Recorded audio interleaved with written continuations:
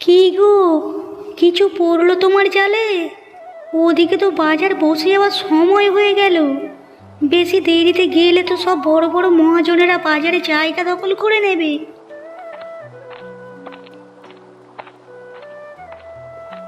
হ্যাঁ গো, চেষ্টা তো করছি, কিন্তু সেরকম ভালো মাছ আজকে তো পাচ্ছি না। বেশ কিছুদিন ধরেই তো আমরা মাছ পাচ্ছি না। 2-3 দিন ধরে তো সংসারে কোনো টাকাই আসছে না। কত টাকা আর আমাদের ঘরে জমানো আছে বলো, যে জমানো টাকায় এখন বেশ কিছুদিন চলবে? হ্যাঁ গো, সে তো জানি। তাছাড়া ভাবছি ছেলেটার উপর বিয়ে দিয়ে দেব। যদিও বিয়ের বয়স হয়নি এখনো, তাও তার বিয়েটা দেওয়া দরকার। তুমি থামো তো, শুধু বড় বড় স্বপ্ন দেখলে হবে? পয়সা কোথায় আমাদের ওর বিয়ে দেওয়ার?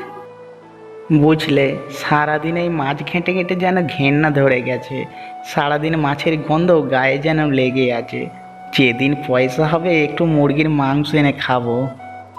হায় কপাল, হাঁড়ির দিকে তাকিয়ে দেখো যে ফেনে ভাত হচ্ছে, সেটাও অনেক কষ্টে। সত্যি তুমি স্বপ্ন দেখতে পারো বটে। না গো, ভাবছি যদি এই গ্রামে কিছু না হয় তাহলে শহরে যাব। শহরে তো অনেক বড় বড় মানুষেরা থাকে, সেখানে কিছু একটা করবার ব্যবস্থা করব। তোমার কি মাথা খারাপ হলো নাকি? এই বুড়ো বয়সে শহরে যাবে তুমি উপার্জনের জন্য? তার থেকে ভালো এখানেই থাকো। যা হোক করে হোক দুমুঠো খেয়ে আমাদের তো চলে যাচ্ছে। পুরো জীবনটা যখন চলেই গেল, তখন বাকি জীবনটাও চলতে পারবে। সুধাংশুবাবুর সাথে সেদিনকে কথা হচ্ছিল, আমাদের ছেলেকে নতুন একটা কাজ দেওয়ার কথা বলছিল। তাই নাকি? ওনার মতো মানুষ আমাদেরকে কাজ দেবে? হঠাৎ করে কি ব্যাপার? সেটাই তো বুঝতে পারছি না। হয়তো ওপরওয়ালা সুবুদ্ধি দিয়েছেন। যাই হোক, ছাড়ো সেসব কথা। এই যা 2-4টে মাছ উঠেছে, এইগুলো নিয়ে বাজারে যেতে হবে। অন্তত রাতের খাবারটুকু তো জোগাড় করার কথা ভাবতে হবে। তারপর কালকে চিন্তা। তোমার রান্না কত দূর গো বউ? এই তো ভাত প্রায় শেষের দিকে। তুমি হাত মুখ ধুয়ে এসো, আমি খেতে দিয়ে দিচ্ছি। হ্যাঁ হ্যাঁ, যাই। তবে আজকে আর মান সম্মান থাকবে না। রবিবারের বাজারে সবাই কত মাছ নিয়ে আসবে, আর আমি যাব ওই কটা মাছ নিয়ে। কানু, আজকে মাছ কি নেই নাকি রে? তোকে তো কখন থেকে দেখছি শুধু হাতে বসে আছিস আর মাছই তাড়াচ্ছিস। তোর মাছ কোথায় রে? যেদিন ভাগ্য সাথ দেবে সেদিন পাবেন দাদা, সব পাবেন। ইলিশ, পাবদা সব একদম তাজা খাওয়াবো এখানে এনে। তবে এখন বেশ কিছুদিন একদম জালে মাছ লাগছে না, সেই জন্য শুধু এখন বসে বসে মাছই তাড়াতে হচ্ছে। তোর অবস্থা যে কয়েকদিন ধরে খারাপ সেটা আমি বুঝতেই পারছি। আর বুঝতে পারছি বলেই আমার ওদিকে দোকানটা সামলে তোর কাছে এলাম। বলছি এইভাবে আর কদিন চলবে তোর? কেন, কি হলো দাদা? কিছু ভুল করেছি নাকি? এক কাজ কর, আজ বিকালে আমার বাড়িতে তোর ছেলেকে পাঠিয়ে দে। তোর ছেলের জন্য আমি একটা ভালো কাজ ভেবে রেখেছি। এ বুড়ো বয়সে আর কতদিন রোজগার করে খাওয়াবি তুই? তার থেকে ভালো যে কথাগুলো বলবো সেই কথাগুলো শুনলে তোদের উন্নতি হবে। আপনি যে এত বড় মানুষ হয়ে আমার মতো সাধারণ মানুষের প্রতি দয়া করবেন কোনোদিন ভাবতে পারিনি বাবু। আজকেই আমি ছেলেকে আপনার কাছে পাঠিয়ে দেব। আমি বাড়িতে বউকে গিয়ে বলছি আপনার কৃপা হয়েছে আমাদের উপরে। দোকান খুলে রেখেই বা কী হবে? বিক্রি বাটা তো আর কিছু হচ্ছে না, তার থেকে ভালো বাড়ি যাই।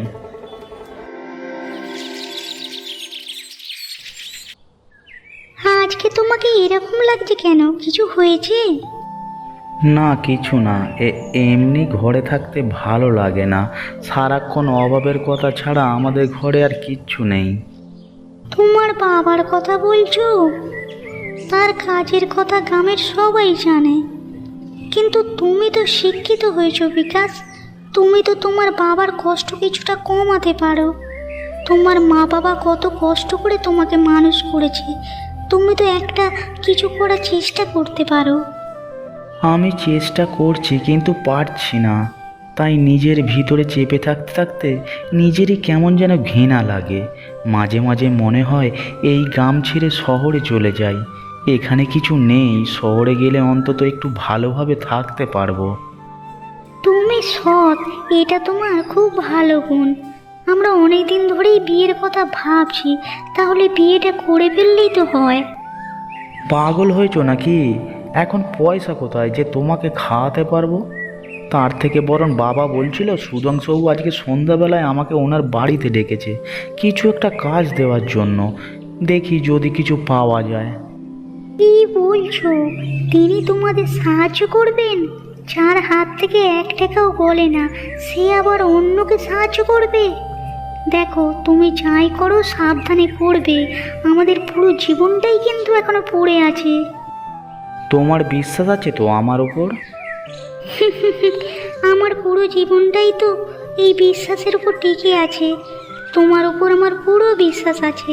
আমি জানি তুমি যা করবে তা ভেবে চিন্তেই করবে। তাহলে তুমি আমার উপরে বিশ্বাস রাখো। এদিকে আবার সন্ধ্যা হয়ে আসছে, চলো আজকের মতো ওঠা যাক। আবার আমরা পরে দেখা করব। হ্যাঁ, যদিও তোমাকে ছেড়ে থাকতে বড্ড কষ্ট হয় আমার। কি আর করা যাবে, এই কষ্টের কয়েকটা দিন পার করে দিতে পারলে একদিন না একদিন আমরা একসাথে দেখবে সবাই সুখী হতে পারবো।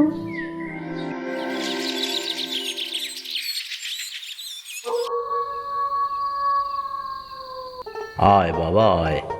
তোর মতো একটা যুবক ছেলের দেখছি চোখ মুখ যে একদম শুকিয়ে গেছে। তা হবে না ওই গরিব অবস্থায় থাকলে? কি করব জেঠু, বাড়িতে এত অভাব, বাবার মুখের দিকে তাকাতে পারি না। যতটুকু যা পড়াশোনা শিখেছি তাই দিয়ে এই গ্রামে তো কিছু হয় না, তাই বাবার মুখে তোমার কথা শুনে এলাম তোমার কাছে। ভালো করেছিস। দেখ বাবা, যা বলবো তোকে তাই যদি করতে পারিস তাহলে কিন্তু তোর উন্নতি হবে। তোর বুদ্ধিটা শুধু কাজে লাগাতে হবে। আমাদের গ্রামে এরকম বুদ্ধিমান ছেলে কমই আছে। আর তুই তো বরাবরই অঙ্ক ভালোই জানিস, তাই বলছি। হ্যাঁ জেঠু, আপনি যা বলবেন আমি তাই করে দিতে পারবো। খালের ধারে আমরা একটা দোকান খুলছি। তোকে কিছু করতে হবে না, ওই শুধু দোকানের হিসাবপত্র রাখবি। খালের ধারে দোকান? কিন্তু ওখানে তো আমাদের বাড়িটুকু ছাড়া আর কিছু নেই। না, তোদের বাড়ির দিকে নয়, একদম খালের শেষ প্রান্তের দিকে। যাই হোক, সেসব আমার দায়িত্ব। তুই এখন বল ওই দোকানের হিসাব রাখতে পারবি কিনা। কিসের দোকান হবে জেঠু? দেখ, এই গ্রামে তো কোনো ভালো হোটেল নেই, আর তাছাড়া এখানে মানুষ রান্না করতেও জানে না ভালো। তাই আমি শহর থেকে লোক আনিয়ে এখানে একটা হোটেল খুলছি। তবে টাকা পয়সার হিসাব বিশ্বাস করে তো সবাইকে আর দেওয়া যায় না, তাই ওখানে তুই হিসেব রাখার কাজ করবি। ধন্যবাদ জেঠু। গ্রামের সবাই আপনাকে নিয়ে কত নানান রকমের কথা বলে, কিন্তু আপনি মানুষটা যে সত্যি কত ভালো এবং সকলের জন্য কত ভাবেন সেটা তারা এবার বুঝবে। ওদের কথা ছাড়, তুই বুঝলেই হলো। মানুষ তো ভালো খারাপ মিলেই কথা বলে। 2 পয়সা রোজগার করেছি আমি, কারো পেটে লাথি মেরে তো নয় যে ভয় পাবো। তুই বরং পরশু থেকে কাজে যোগ দে। ঠিক আছে জেঠু, চলি তাহলে। এই শোন, আরও একটা কথা আছে। এই কাজের একটা গুরুত্বপূর্ণ নিয়ম আছে। কি নিয়ম জেঠু? ওখানে যা দেখবি যা বুঝবি নিজের মধ্যে গোপন রাখবি। তুই ভালো বুদ্ধিমান ছেলে, তাই আমি আমার গোপন কাজে তোকে লাগাচ্ছি। ওখানের ব্যাপার যদি বাইরে ফাঁস হয়ে যায় তাহলে হয়তো গ্রামের মানুষ আমার সম্বন্ধে যে কথাগুলো বলে সেই কথাগুলো তোর বাবা মায়ের উপরও সত্যি হতে পারে। না না, আমার নিজের কাজ ছেড়ে আমার সময় কোথায় থাকবে যে লোকের ব্যাপারে মাথা গলাবো?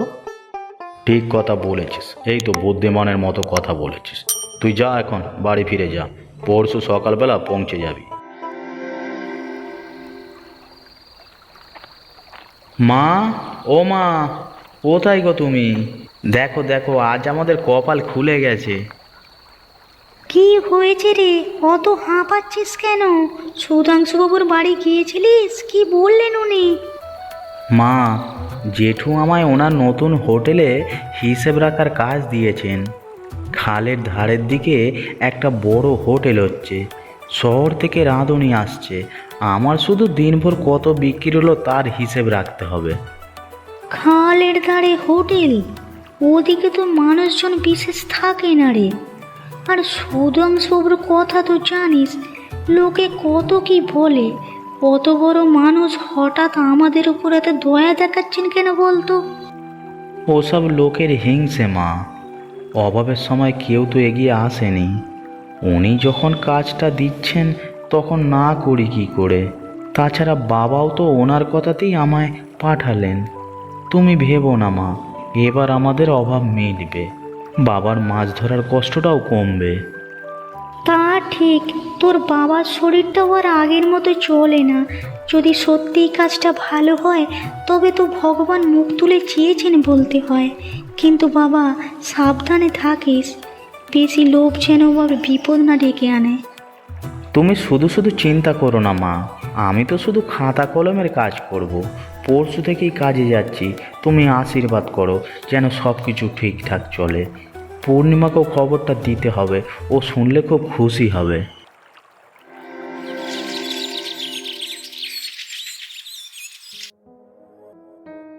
আরে বিকাশ, তুই কি ব্যাপার এখানে?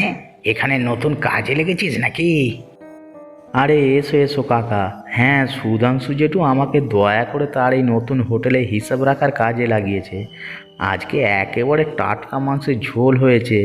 আমাদের নতুন হোটেল, তাই জন্য তো দামও কম, কিন্তু স্বাদ একেবারে চমৎকার পাবে এখানে। এসেছো যখন এক বাটি খেয়েই যাও, সঙ্গে ভাতও পাবে। দাম কত করেছিস তোরা? কাকা, আমি দাম ঠিক করবার কে বলো, তবে সস্তা আছে, আর আজকে প্রথম দিন তাই অর্ধেক দাম। নাও, আজকে খেয়েই দেখো না কেমন স্বাদ। আমাদের গ্রামে এরকম রাঁধুনি নেই বলে সুধাংশু জেঠু শহর থেকে রাঁধুনি নিয়ে এসে রান্না করেছে তার হোটেলে। দে তবে, বলছিস যখন খেয়ে দেখি।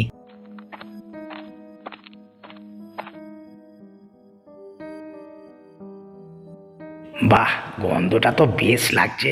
সুধাংশুকে বিশ্বাস করি না, তবে তুই যখন আছিস তোর প্রতি বিশ্বাস করে খাচ্ছি। হ্যাঁ, ও কাকু, কেমন লাগছে গো? খেতে ভালো হয়েছে তো? গ্রামের লোকেদের বলবে তো এই হোটেলের কথা?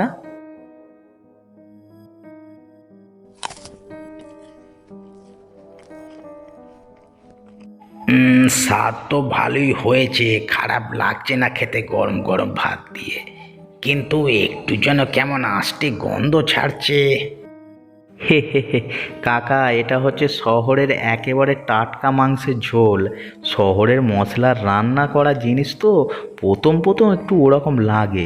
প্রতিদিন এসব খাওয়া দাওয়া করতে থাকো, দেখবে অভ্যস্ত হয়ে যাবে।